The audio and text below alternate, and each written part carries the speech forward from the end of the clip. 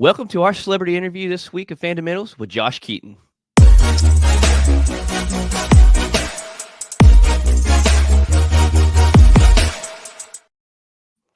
Hey, welcome everybody.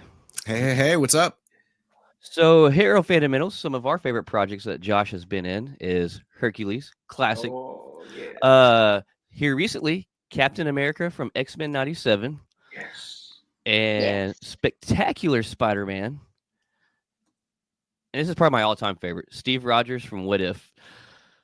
Yeah. But man, Great there's stuff. like so many more things this guy has done. Like it's like, Yes. what has he not been in? I don't know. There's like so much out there. Like I even went so deep in like seeing where you were on like episodes of Baywatch and stuff. I was like, oh my God, yeah. Yeah. Way back in the day. What? Oh Yeah. God. Yeah. I like now this is iconic right here. I had to wear a Speedo, and I was a very insecure teenager, and it was a horrible Oh experience. no. And everybody was really sweet. The whole cast was really nice. Like That's I great. had as good of a time as I could have. Right. Somebody that was just like, growing and being very insecure about my body and everything, and here I am having to be in a Speedo, but it was cool. Well, just kind of normal tradition. We usually let Tay kick off with the questions. Y'all ready? Sweet. All Yeah. right. So I was kind of reading your bio a little bit, and I got to see that you used to do some music things, and I wanted to know if you still actually are invested in music in your personal life.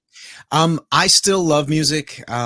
I would say that in terms of the music industry, I've kind of written that off. Like it's just not a good industry. It's Yeah. There's just a lot of shadiness, a lot of people looking to take advantage of you. So if I do anything, it would be in a more independent format, which thankfully is a lot easier with the internet and just being able to self-release and do all that kind of stuff. So it's possible. I still do musical stuff in animation from time to time. I got to sing a Scooby-Doo chase song and Nice. like a bunch of other stuff like that. So it's not something I've completely written off. Just the industry itself, I'm not a huge fan of. Yeah. Awesome. It makes sense. Thank you. Yeah, absolutely. And I'm glad that you still do it. As somebody that used to do music stuff back in like middle school and high school, I played clarinet for like 7 years of my life, right? Yeah. So like I don't play like instruments anymore, like mind you, but I still very much am like involved in music. My husband is a DJ, so I get to like experience music differently, but still like musically, I guess. Yeah, the love for is how music I wanna never say leaves it. you. Once it's there, you have that forever. So it's definitely something that I plan to continue in some way. I'm just not really sure what that way is. Yeah. At this point. Awesome. Yeah, my next question comes from the world of comic book conventions. We do this for every guest that come on this show. So my question in particular is, every year, if you could prioritize the cons that you go to, which one would you consider to be like your top destination? You know what? It's hard because like I've only been doing a lot of the con circuit in the last couple of years. So and everywhere I've been to has been fun in its own way. I would say like I like the big cons. The big cons are really fun. I get to reconnect with a lot of people. Let's say like Raleigh's one of the biggest ones that I've done. But I also really like the smaller cons too, because I just like I'm not a huge city person. Like I like going to smaller towns and just kind of hanging out. So those are fun to me. Those are fun to me. So anywhere where there's good people and good nightlife is cool for me. Yeah, I would say you've done San Diego Comic-Con. I have done San Diego Comic-Con. That's a madhouse, and unless I'm there like specifically promoting something, where I have a panel or whatever, that pretty would wild. be my first choice to go. Just because, like, like it's like a whole weekend long party. Yeah, but it's crazy. It's crazy. Like I'm I guess what they call an extroverted introvert, where an ambivert. It's a word. There's a word. It's an ambivert or something like that. Okay, I'm an ambivert, but like I tend to be more on the introverted side. So like I can be extroverted, but after a certain amount of time, like my social batteries just are completely depleted and I need to recharge. So yeah. I say we're going to get a little taste of SDCC for our first time next year. We actually secured our badges today.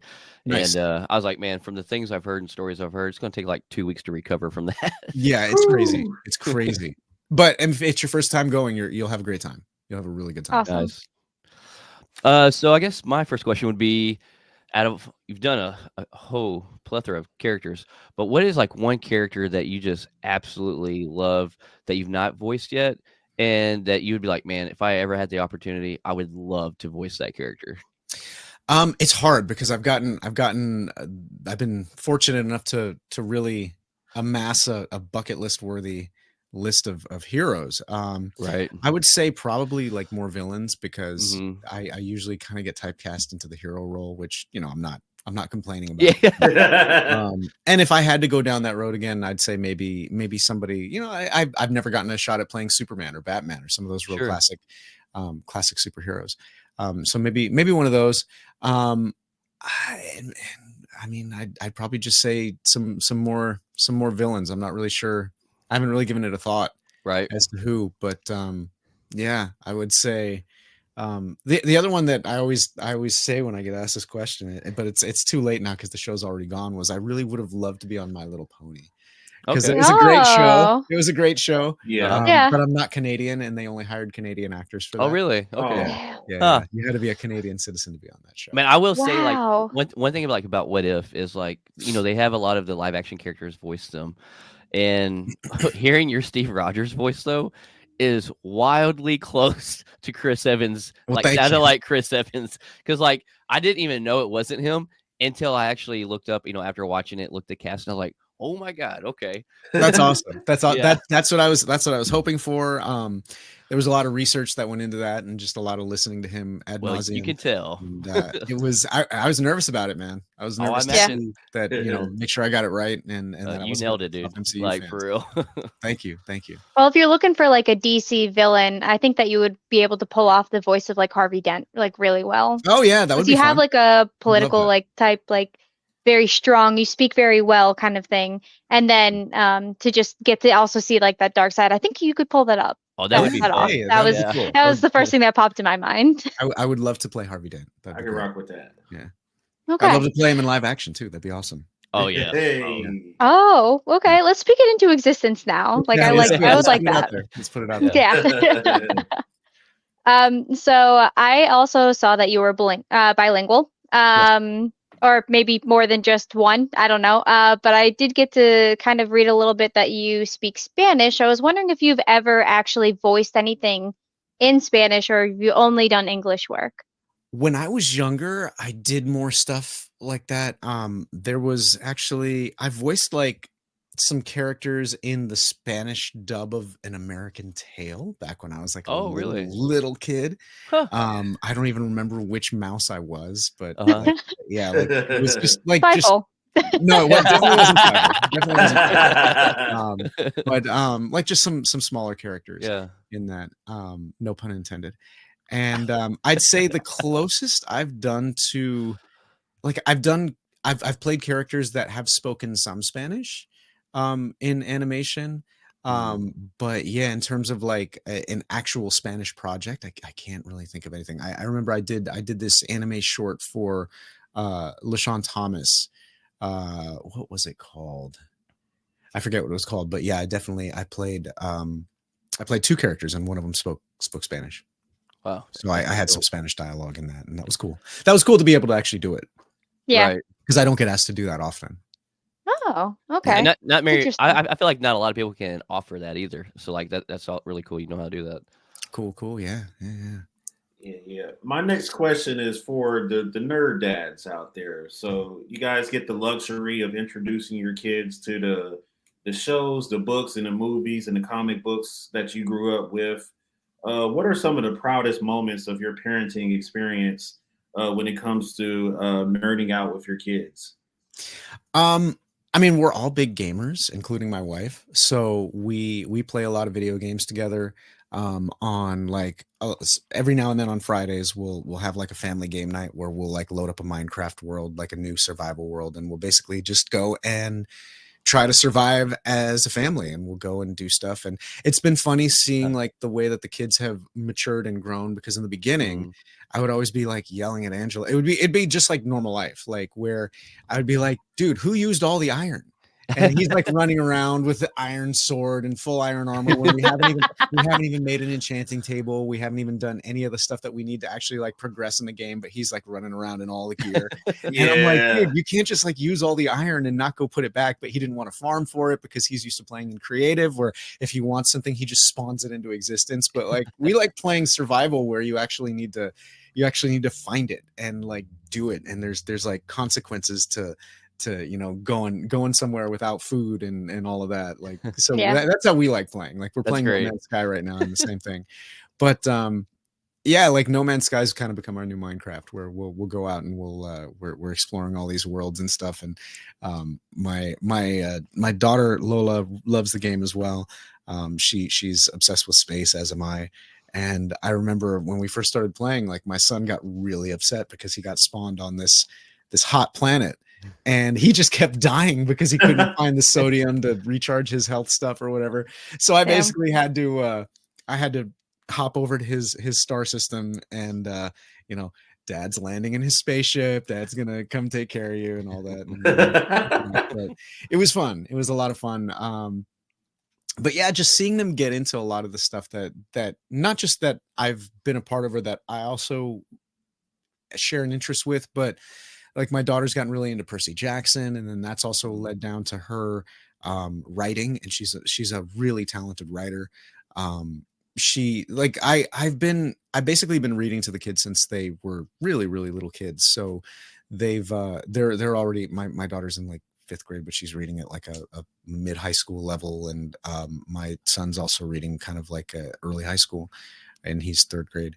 But oh wow, yeah, like they're getting into a lot of stuff that is stuff that I like. But just they were fed on kind of like a steady diet of geek culture and all of that. So just raising them right. Yeah, just see them into that and wanting to be creative in that area and that space is really cool to me. Nice. Yeah, that's dad goals for me, man. Yeah, man. That's awesome. Start reading to them early, really early. They will absorb it way earlier than you think. And if you start reading to them really, really early, then have them start reading it back to you, they'll be reading it back to you before they even know how to read. Because if you stick with like a similar book and get them in that routine, they will memorize it. They will memorize you reading it to them. And then if you kind of like have it in front of them as they're reciting it with you, they'll learn to associate the words that they remember with the words on the page. And before you know it, they're reading.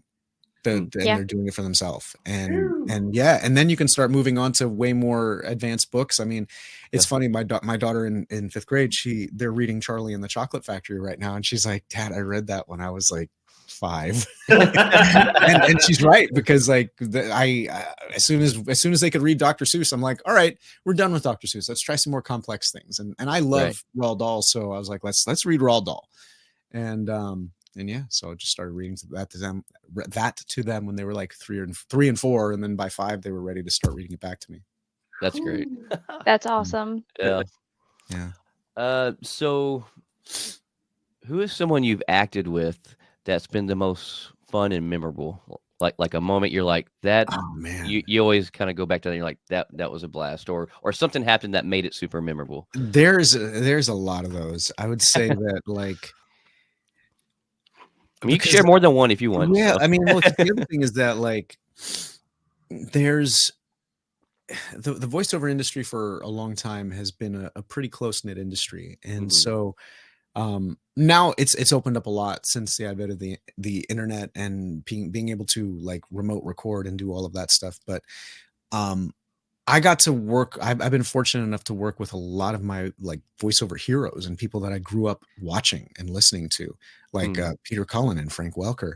I got to work with them on several years worth of Transformers, and then when I sang that Scooby-Doo chase song, that was in Be Cool Scooby-Doo, and Frank was still voicing Fred and Scooby, and so and Matt Lillard, the one and only Shaggy. After obviously, but like, man, I was still bummed that they didn't have him in in the thing. Like I Yeah. was so upset about Yeah. that. And because he's such a nice guy too. But I remember when I was singing this Chase song, I'm in the middle of like the first verse, and I see behind the glass in the control room, I see Frank Welker walk in because it's time for his session after I'm done with this. And I'm in the middle of singing, and immediately I was just like, oh my God, Frank Welker just walked in. And I know him. I've been friends with him for a long time, but he's never heard me sing. So Yeah. it was like a whole new kind of nervous energy that just kind of entered me, because I was like, oh my God, Frank's going to hear me sing. Freaking Frank Welker's going to hear me sing right now. He's listening to me sing as I'm thinking this. And so I didn't want to mess up. So I powered my way through the song. I made it through. It was cool. And I just remember he gave me like the Mr. Miyagi look, you know, that nice approving look. And I'm like, Frank Welker is like my voiceover hero is like giving me the look of approval. It was one of the greatest moments of my life. I can definitely see where that would be. Yeah. Oh my God. I still remember that with little kid fondness. Oh, that's like, it sounds super fulfilling though. So I'm glad that you were able to. Yeah. I've been that I will treasure that moment. That'll be one of my last memories for sure. It's hard to top that. Yeah. So you talked about how your kids are kind of like into nerd stuff. So I was wondering if they've ever actually heard something that you've done and actually made the connection in their brains, like, oh, that's my dad. Like, have they been able to do that? Yeah, for sure. Yeah, they've been able to do that with a lot of stuff, because they're right in the target age group for a lot of the stuff that I've done. So and they're actually they're 9 and 11 now, so they're beyond old enough to grasp it. They actually do voiceover themselves now. They've been auditioning and working on stuff. My daughter actually did a couple episodes of that Spidey and His Amazing Friends show. Oh, really? Yeah. Nice. Back during COVID, when production for everything shut down and voiceover was one of the only things that was actually able to continue. She did a couple episodes of that. And it's funny because like listening back to those episodes now, she doesn't even sound like that anymore, because back then she had trouble pronouncing her R's and now she pronounces them perfectly. But it's like two different human beings. Like I listen back to that, I'm like, that sounds nothing like you anymore. It's adorable. It's adorable. And I told her, I was like, don't even worry about it. I'm like, this takes place in New York. You're a New Yorker. So when she's like, Spidey's rock shooter, I was like, you're just you're from New York. You know, you're from the city. It's that works perfectly. It's immersive. Nice. But yeah, so they definitely watch a lot of stuff. I remember in the beginning they would be playing, there's this game that I did called Knack. It was Knack 1, and then there was a sequel to it, and those were actually the first games that they played ever. Great games. Like the first one was not super well received, but like the people who liked it really liked it. And then the second one, I think, took all of the feedback from the first one and basically implemented it. And the second one is like a legitimately great game. But just they never really caught on too much, but really good games and great games to just kind of pick up, platformers, and platformer / brawler, I would say. And they were really good games to pick up because, and I think that's a real testament to how well they were actually made, is that like my kids with no prior experience ever holding a controller picked up this game and played it. And they did really well at it. But now me, a seasoned gamer, I can put it on hard mode, and that's challenging as hell, man. Like it's a really, really difficult game. So they were really good games. They had a storyline. I mocapped the main character in it. So I remember when they were first playing it, I was a little butthurt because they would always skip through the cinema scenes. And I'd be like, this is like the part that I'm like, Dad, I want to play. I want to play. And they would just skip through it. But now it's like they understand now. They and back then I think they were more into the action because they were little, and now they're more into the story. So they still like the action, but they appreciate the story more. But yeah, and they definitely they'll watch stuff that I'm in. They'll watch stuff that I'm in. I don't think that they necessarily thought it was cool. They didn't think it wasn't cool, but they just didn't care because it's something that I do, and it's something that they kind of grew up being around. So they were just like, yeah, that's what my dad does, whatever. But then once their friends find out, and once their friends were like thinking that that's the coolest thing ever, they're like, okay, that's pretty cool. uncle. Yeah. So, Yeah, that's like my dad. No big deal. yeah, saved by the friends. You know? Now I'll start Yeah. casually mentioning this in my friends group. Like, yeah, that's my dad. Yeah, So. yeah, exactly. The legendary space padre, Yeah, man. Yeah. You have an outrageous resume. I was looking at it. We talked about the Hercules role, SpiderMan, Steve Rogers.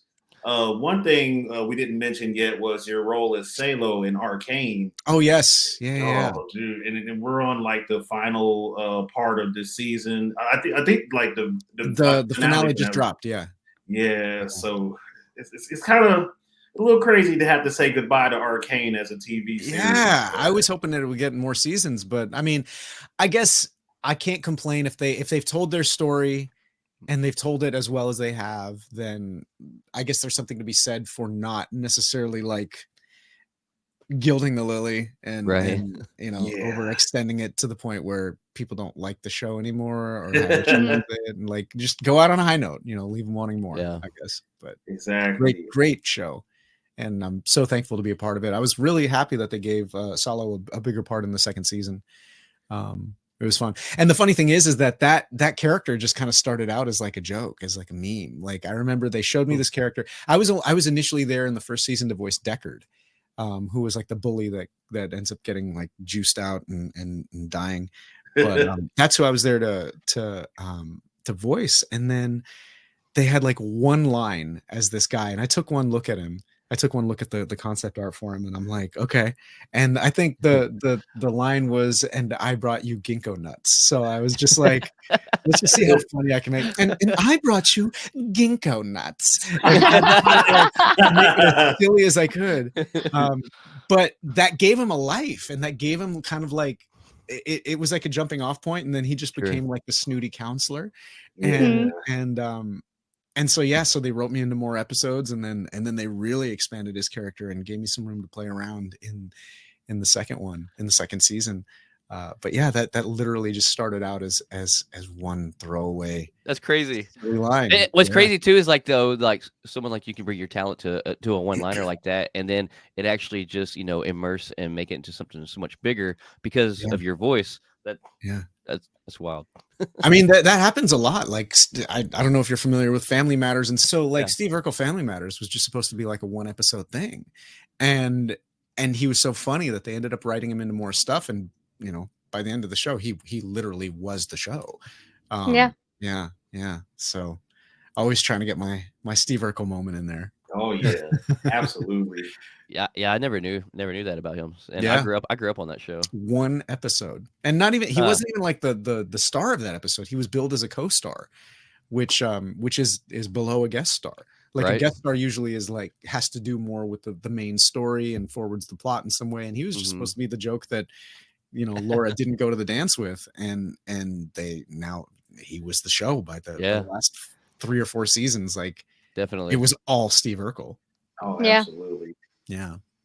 I got diverted a little bit on that Arcane subject a little bit. My actual question is, with all the scripts you've been given, which story would you say is the most thrilling to be a part of?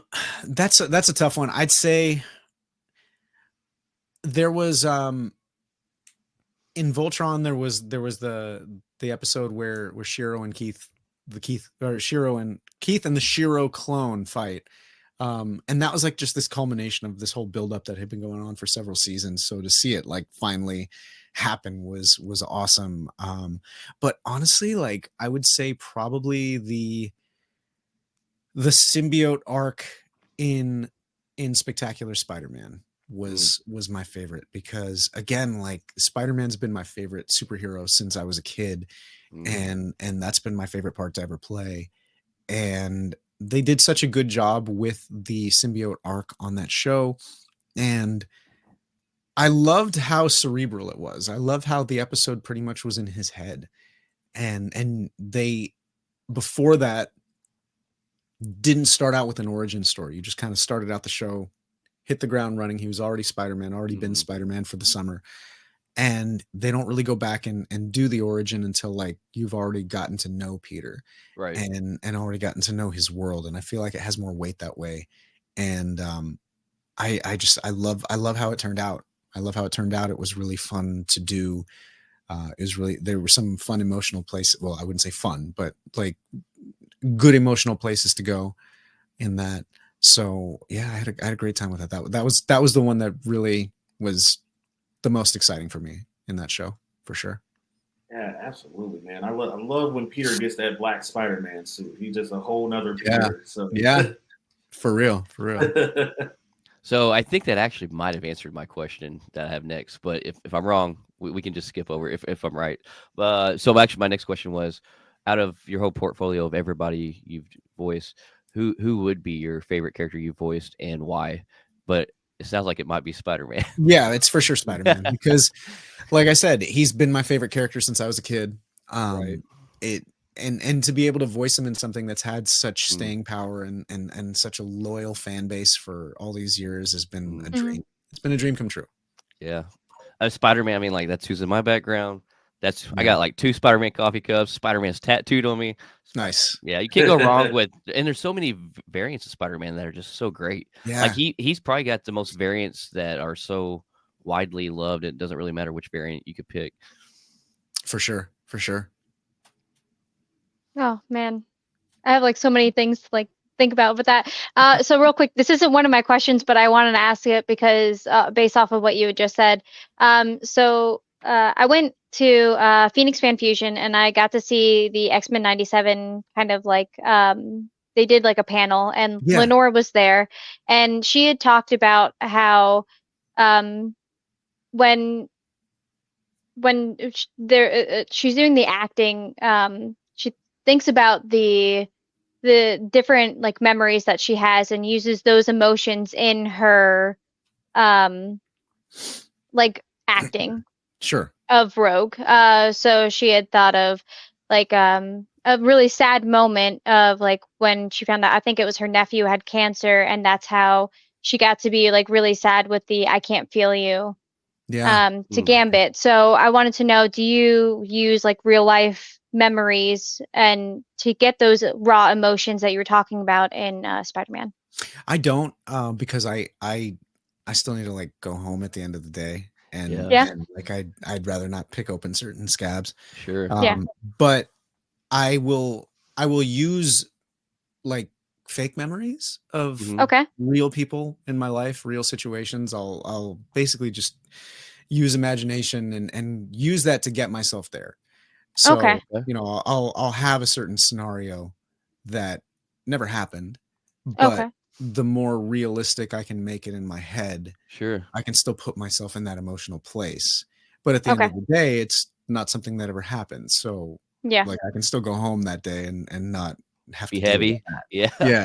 Sorry, I know that was a little bit off topic and that might be a little personal too. It's a great question. It's a great question. Because and preparation is different for everybody. Yeah, it's a good question because some people really do need to have that real memory that they use. But the other reason that I don't use real memories is that real memories after a while will run dry. So at a certain point you've dealt with it and you've gotten all the emotional juice you're going to have out of it. And so if, you know, once that happens and you're depending on that to get you to an emotional place, and now you're on set or you're in front of the mic and you're trying to go there and it's not happening, that's the danger of that. So the more you can just kind of get in your own head and imagine these situations, you have an ever flowing well of it. You know, you can just make up an endless stream of things. I never really thought about that, like what you said about, you know, running them dry, and honestly that makes sense.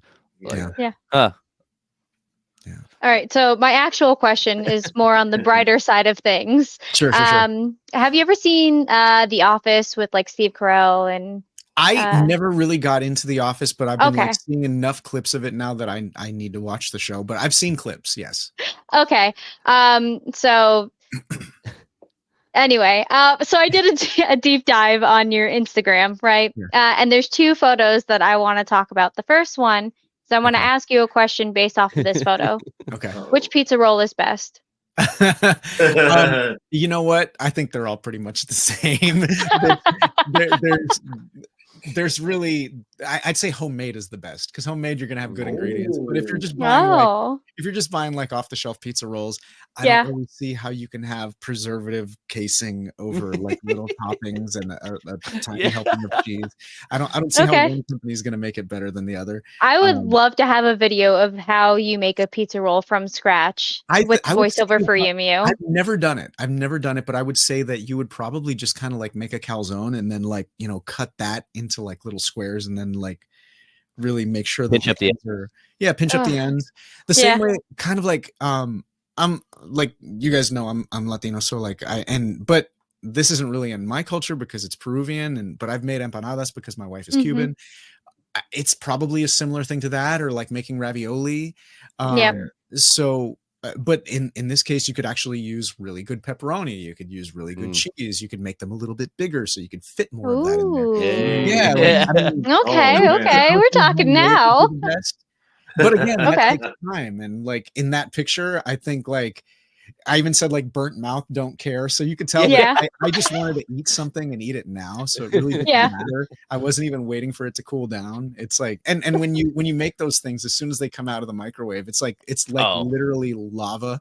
Yeah. It's like napalm in your face. Oh, man. You microwave your pizza rolls? Well, I didn't have an air fryer back then. Yeah. So I microwaved my around for an oven. Come on. Yeah. I microwaved my pizza rolls up until 2 years ago, literally. Yeah. Because like I don't want to wait. Like when I'm hungry, I want to eat now. And I don't want to preheat and do all that. No, same. Just, I don't care if it's worse. Just put it in my face. Okay. And I was really bad. I've learned so much. Being the one that like would never let them cool off. You eat them, you're like the whole time. Yeah. Right. You want it. So good. For the blistered roof of your mouth later. Yes. Yeah. Falling apart. So the other thing that I found on your Instagram, I just need you to explain what I'm looking at right now. Okay. You're looking at John the Dwayne Roxon. That's what you're looking at. Why? Okay. Why not? He's there. Why not? Yeah. All right.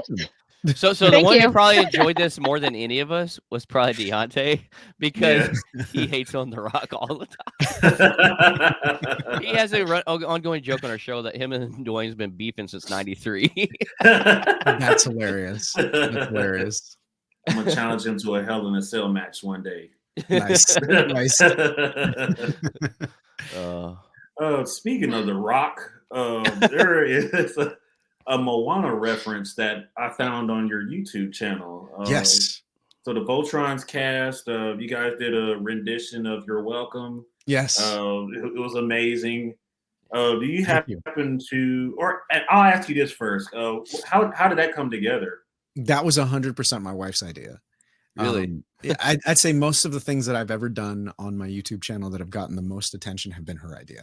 So like, I remember a long time ago, when SpiderMan memes were like huge, the 60s SpiderMan memes, she's like, you should voice those as Spectacular Spider-Man. And I was like, that's a good idea. But I sat on it for like a year. And then she's like, are you ever going to do that meme video I told you about? And I'm like, yeah, I'll do it. And then I did it. And it was like the thing that I've done that's gotten the most views ever. And then when she said the other one was during Voltron, she's like, you should, and Moana was really popular. She's like, you should sing You're Welcome as Shiro. And I was like, I'm not going to sleep on this one. I'm going to do this one now. And I did. And then that became the thing that I've done that's gotten the most views ever.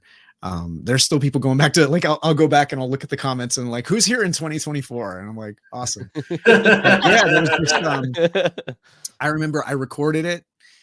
And then I just kind of called up some of the other cast members of Voltron that were around. I couldn't get Steven because Steven was off filming Walking Dead, I think. And Tyler was in New York. But yeah, like the ones that the people that were around, I got who I could get.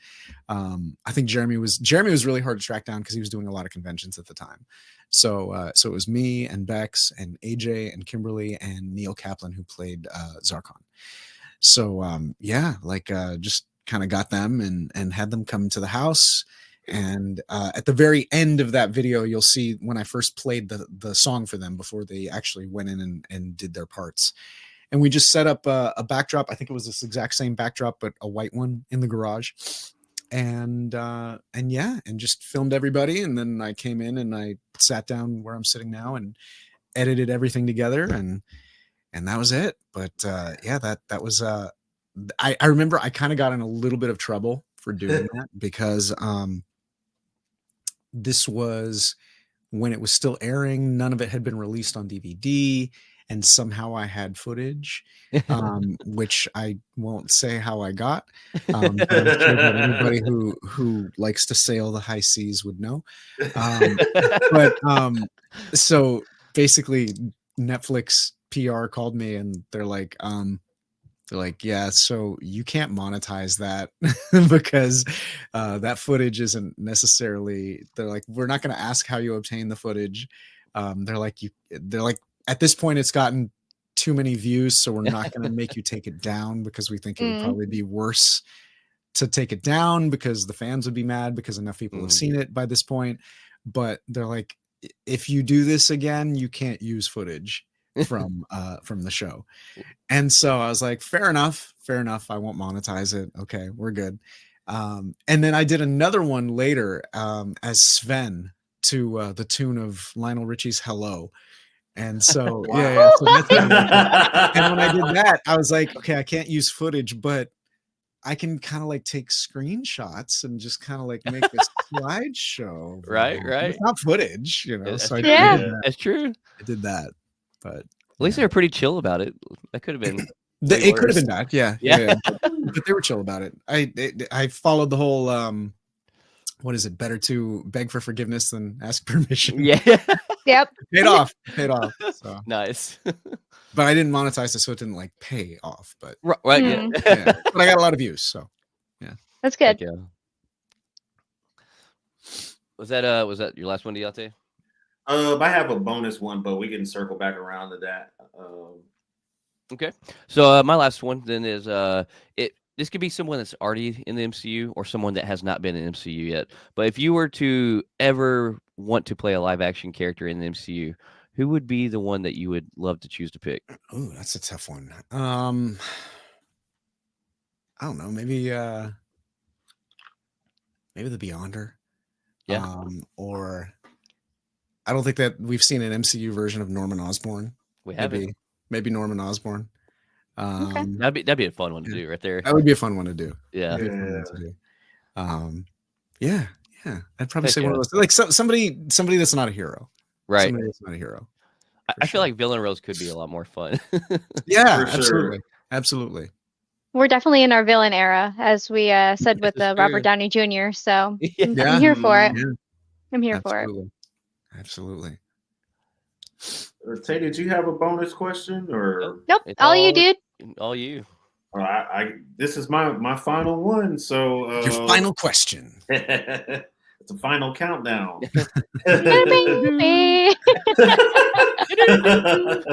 We do this quite a bit. Nice.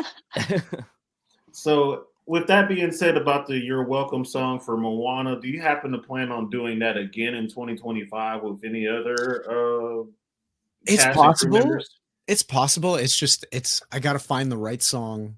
And it's got to be the right project. Like it's got to be something, because Voltron at the time, had like a ton of people in a chokehold, man. Like Voltron was like a phenomenon at that time, like that, and that was at the peak of its popularity. So it's got to be something like that, where it has a very active fan base, or maybe not. I mean, maybe I just do something and that helps give it more of a fan base. I don't know. Like it would have to be the right part and the right song for sure. But I'm not averse to it. Like I had a great time doing it. It was a lot of fun. I feel like musical stuff always gets more attention anyway. But yeah, it's definitely on the table for sure. Yeah, I off the top of my head, like I'm thinking about like what would happen if you did this with like the cast of Arcane and all of you guys just picked like we don't talk about Bruno or something. That would be cool. That would be cool. Yeah. That would be a dream for sure. Yeah. Awesome. Well, awesome. Do you actually have anything like you want to kind of self promote or things you got coming down the pipeline you can talk about right now? Let's see. Well, Arcane is out now, Right. and so yeah, so go check that out. Let's see. I'm going to be playing Tony Stark in the upcoming Marvel Rivals game. I am Dick Grayson in the Batman Arkham Shadow VR game. Okay. And let's see what else. If you got little kids, I'm in the Hot Wheels Let's Race show on Netflix, which is super fun. Cute. And watch Voltron before December 7th because it's leaving Netflix and I don't know where it's going. I'm pretty sure it's going to end up somewhere because they're making a live action movie. It's not a Legendary Defender movie. It's something totally different, but they got like a whole show that they can use to promote that and keep fan alive for that. So I have to believe it's going to show up somewhere, but it's leaving Netflix December 7th and we don't know where it's going. So, so yeah, make sure you get your rewatches in of that.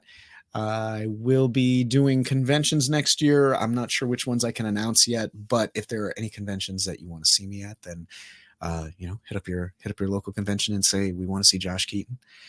You can find me on socials. I am on TikTok as the Josh Keaton. I am on Instagram and Twitch as Space Padre. I am on Twitter and Blue Sky and wait, what else? I'm on Twitter and Blue Sky as Josh Keaton. And you can get a cameo from me if you want to, get a shout out or, little Spidey quip or whatever, cameo.com/Josh Keaton. Very nice. Very nice. Well, thank you so much for taking your time out, man, and doing this interview with us. Hey, man, I had a good time. This has been great. Yeah.